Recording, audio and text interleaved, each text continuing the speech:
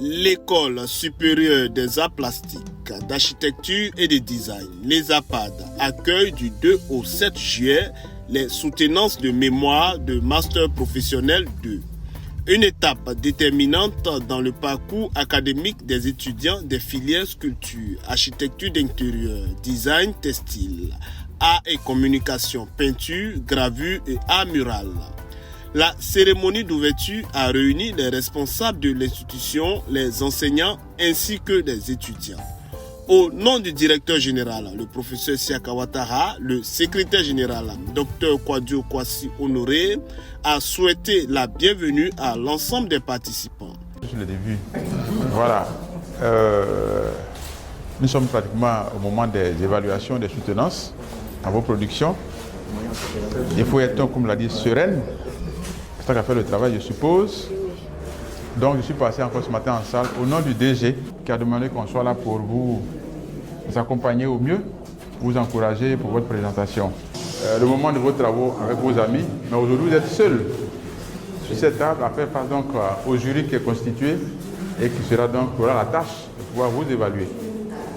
Il vous appartient de pouvoir donc répondre à toutes les questions, donner tous les détails de votre travail pour que le public puisse en faire une idée.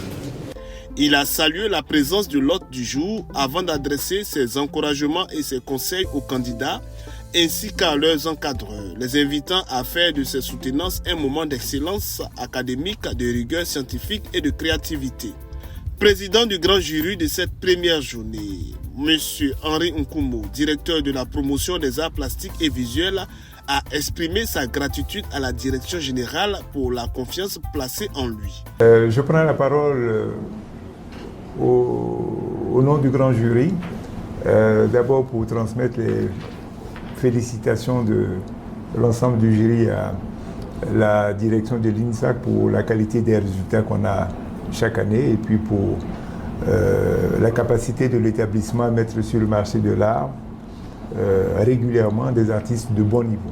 Il a ensuite présenté les grandes lignes du déroulement des soutenances tout en prodiguant de précieux conseils aux étudiants afin qu'ils défendent leurs travaux avec assurance, méthode et professionnalisme. Placé sous la conduite du directeur de l'ESAPAD, M. Ndré Richard, ces soutenances marquent l'aboutissement de plusieurs mois de recherche et de création. Elles témoignent de l'engagement de l'ESAPAD à former des professionnels capables de contribuer au rayonnement des arts plastiques, de l'architecture et du design en Côte d'Ivoire et au-delà.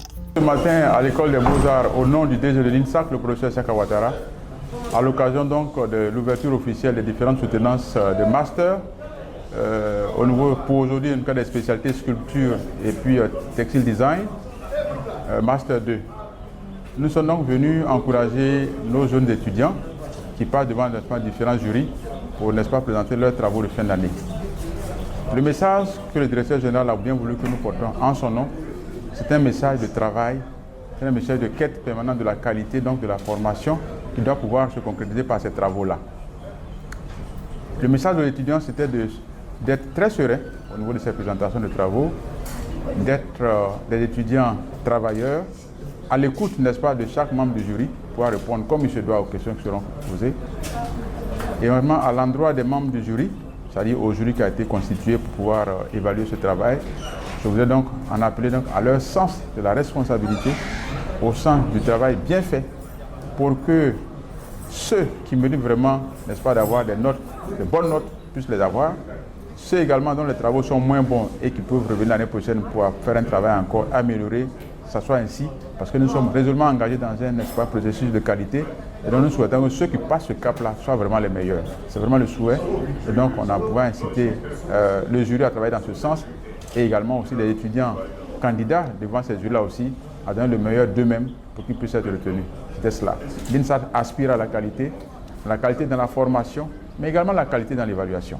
Parce que les deux sont vraiment liés, et nous souhaitons que les choses se passent dans de bonnes conditions pour que seuls les plus brillants, les meilleures productions soient retenues pour un INSAC dont l'image, n'est-ce pas, va au-delà de nos frontières pour nous visiter notre maison commune.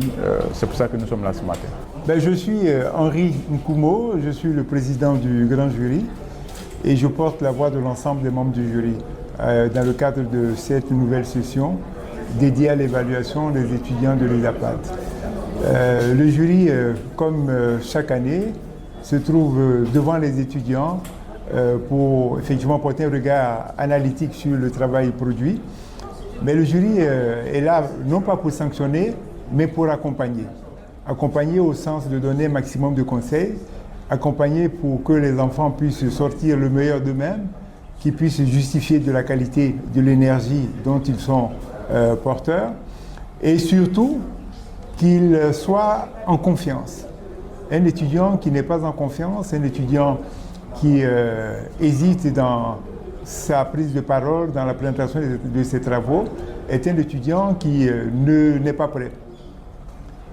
L'une des exigences du jury, c'est faire en sorte que l'étudiant qui se présente devant lui soit le plus décontracté possible, afin qu'il puisse libérer toute l'énergie qui est en lui. Pour ce qui est des critères, on le sait, nous sommes lancés dans un système LMD depuis plusieurs années. Les notes sont connues de tous.